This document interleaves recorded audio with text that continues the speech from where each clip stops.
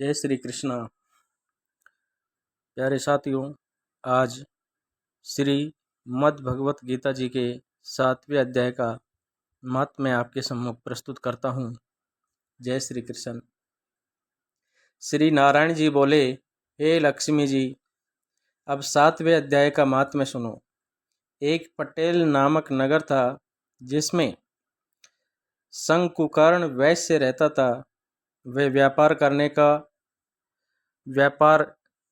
करने को नगर के बाहर कहीं परदेश को जा रहा था। रास्ते में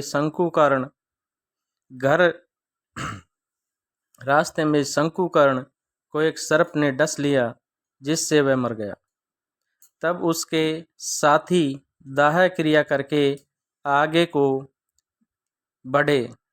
जब लौटकर घर में आए तब उसके पुत्र ने पूछा, मेरे पिता शंकुकर्ण कहाँ हैं?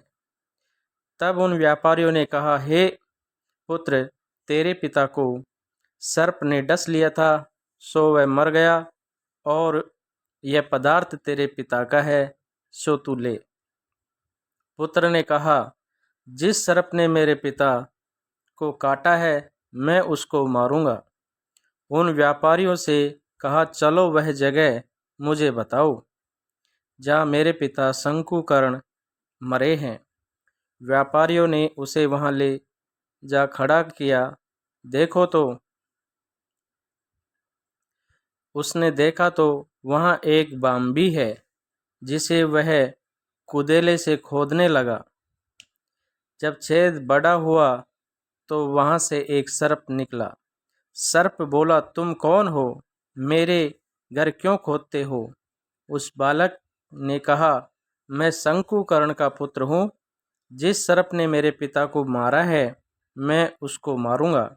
तब सर्प ने कहा, हे पुत्र, मैं तेरा पिता हूँ, तू मुझे इस अधम देह से छुड़ा और मुझे मत मार।